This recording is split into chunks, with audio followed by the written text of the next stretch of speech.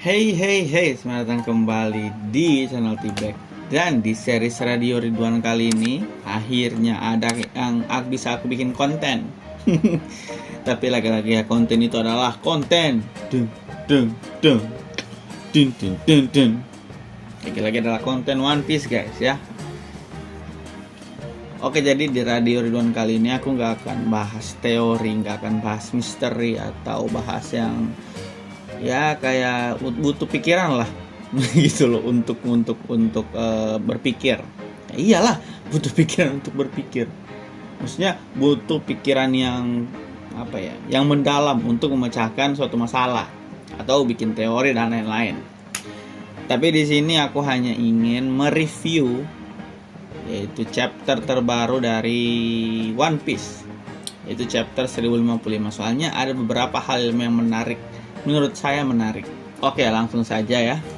Chapter 1055 ini keluar setelah ya sebenarnya bukan tepat 1 bulan juga pas One Piece libur kan. Pokoknya kemarin itu One Piece libur selama sebulan.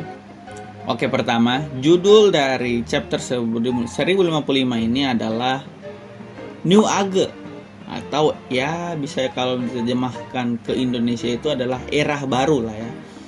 Oke, jadi ada beberapa hal menarik, lebih tepatnya kalau aku sih ada cuman tiga hal menarik di chapter ini yang ibarat yang apa ya, yang pokoknya hal-hal yang bikin aku, yang aku menarik banget gitu. Oke, hal yang menarik pertama yaitu Wano yang asli. Pokoknya di chapter 155 itu aku nggak akan review dari awal sampai terakhir ya, cuman bagian-bagian penting aja.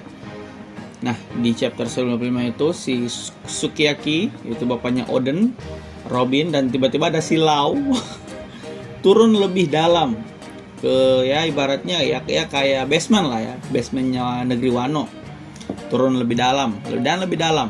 Nah, setelah mereka bertiga berjalan lebih jauh ke dalam, tiba-tiba si Robin kayak lihat cahaya redup di sebelah kanan gitulah ya. Pokoknya di sebelah kanan tembok gitu, terus dia lihat apaan tuh gitu ya kan. Terus si Robin kaget, si Robin sama si Lau lihat, mereka berdua kaget. Ternyata terus si Robin bilang, itu apakah itu Wano di dalam air? Jadi ibaratnya Wano yang terus si Sukiyaki bilang, iya itu Wano, lebih tepatnya 800 tahun yang lalu. Nah, terus si Sukiyaki ceritain kenapa bisa ada Wano dalam air. Dan ternyata itu Wano yang sesungguhnya. Ibaratnya Wano itu kayak Atlantis. Wano yang asli itu udah kayak Atlantis lah ya. Negeri yang tenggelam dalam air. Tapi nggak ada yang hidup. Udah ibaratnya udah terbengkalai lah ya. Oke. Nah, jadi diceritakan si Sukiyaki ini dulu Wano itu ya sejajar sama garis pantai, kayak pulau biasanya. Terus mereka itu bikin dinding yang ya kayak dinding Attack on Titan, tapi bukan dinding semen atau apa, tapi dinding kayak dinding tebing gitu. Nah, terus kelamaan mungkin di Wano sering hujan ya sering hujan. Terus ya kan di sini Wano yang asli di tengah. Terus terus ini ada dinding gede 2 di kiri kanan. Ya mungkin ya bukan kiri kanan sih. Mungkin mengelilingi Wano lah ya. Terus karena sering hujan, air hujan itu nggak bisa keluar dari dinding itu gitu loh. Nah, terus karena tenggelam, ditinggalkan, ya terus dibuatlah Wano yang sekarang ditinggali sama penduduk Wano yang sekarang itu. Nah, terus tiba-tiba makin dalam lagi mereka menemukan Road Poneglyph yang ketiga. Oke, itu yang hal pertama yang menarik menurut aku. Terus yang kedua yaitu tentang kekuatannya si Aramaki ini. Nah, menurutku si Aramaki ini dia ini apa ya, ibaratnya orang yang sombong tapi kocak. Kayaknya di setiap ada tuh di satu panel tuh yang pas si Raizo keluarin jurus apinya, terus dia kan kayak kebakar gitu.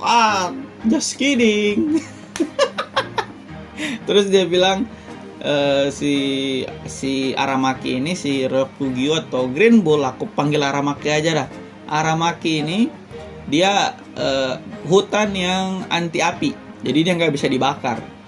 Tapi nggak tahu juga sih, mungkin dengan api yang skala besar kayak apa namanya nih, kayak apinya si Sabo itu kan emang api yang sangat destruktif, serangan api yang destruktif, atau mungkin serangan direct hit dari bolo breadnya Kaido. Nah, dan setelah itu, dan pokoknya di chapternya itu dikasih lihat bahwa si Momonosuke bisa melakukan bolo bread layaknya Kaido, terus tembus tembus ke perutnya Aramaki. Pokoknya di pohonnya si Aramaki itu kan, Aramaki udah jadi pohon tuh, terus di bolo bread sama Momonosuke sama Momo langsung tembus, langsung jadi donat, dia langsung jadi astaga, jangan pokoknya dia langsung jadi donat ya kan, terus kebakar. Tapi sayang banget si Momonosuke ini belum bisa mengontrol bolo breadnya dengan baik. Aimnya itu masih kayak Stormtrooper. Tapi bukan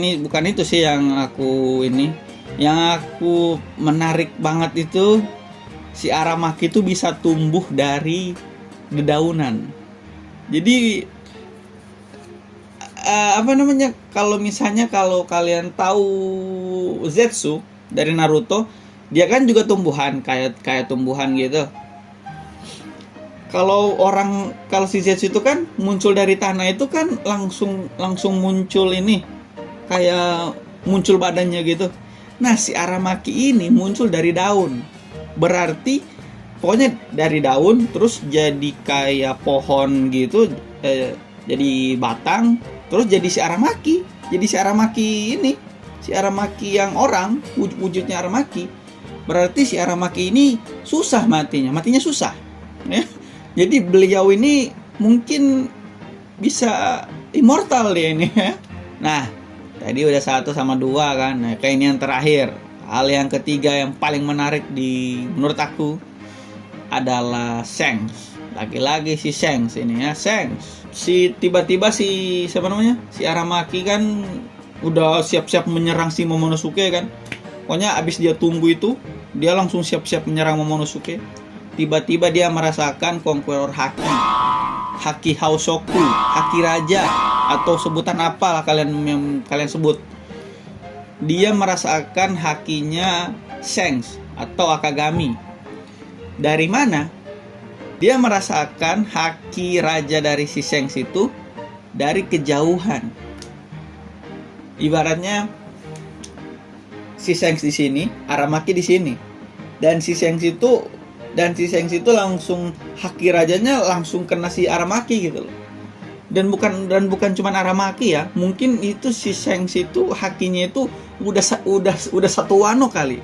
Soalnya si Luffy juga bisa merasakan terakhir di panel paling terakhir, si Luffy bisa merasakan, si Zoro, si Jinbei, mungkin si Sanji juga bisa merasakan kayak hakinya si Shanks, cuman nggak ngefek kayak pingsan atau gimana. Nah, yang paling menarik di sini jangkauannya itu loh. Jangkauan hakinya si Shanks ini. Saking kuatnya haki si Shanks ini, anak buahnya yang baru aja sampai pingsan. Saking kuatnya. Kayaknya hakinya si Shanks ini udah baratnya nih. Ini hakinya Luffy, hakinya si Shanks nih. Tinggi banget. Dan si Shanks itu bisa berkomunikasi lewat ini loh. Lewat haki. Di situ kan dia ngomong sama si Aramaki, gimana cara? Nah, yang bikin aku hornai dari chapter 55 ini, hal yang menarik yang ketiga ini adalah si Shanks itu bisa telepati lewat haki. Ini udah gak masuk akal ini. Mungkin saking OP-nya si Shanks, dia bisa telepati sama Aramaki gitu loh. Gila, kata-katanya si Shanks ke Aramaki itu loh, ya kan? Aku tak mau menyebut kalian angkatan laut itu pecundang atau apa, atau pengecut. Aku pasti setuju sama bahwa tidak bagus menyerang tunas-tunas ini kayak si Luffy, pokoknya Mugiwara, Lau, Kid dan lain-lain. Saat mereka kelelahan dan habis mencetak sejarah, ibaratnya sejarah bajak laut yang ultimatumnya si Shanks ke Aramaki itu. Apakah era baru semenakutkan bagi kalian seperti ini? Gila, emang si Shanks nih, emang si Jackie nih. Habis itu si Aramaki langsung menyerah. Langsung oke, ya udah, aku menyerah deh. Aku juga nggak mau nggak mau cari masalah dengan kalian untuk sekarang. Langsung mundur ya. Gila, saking kuatnya hakinya si Shanks itu. Oke guys, itulah ya konten review chapter 95 One Piece. Menurut kalian gimana? Menurut kalian gimana? Apakah One Piece chapter terbaru ini seru atau biasa aja, atau cuman kayak chapter biasa aja ya kan? Nah, komen di bawah coba. Oke guys ya, thank you for watching this video. Jangan lupa like, subscribe, dan share ke nakama lain. Oke guys, thank you for watching and see you.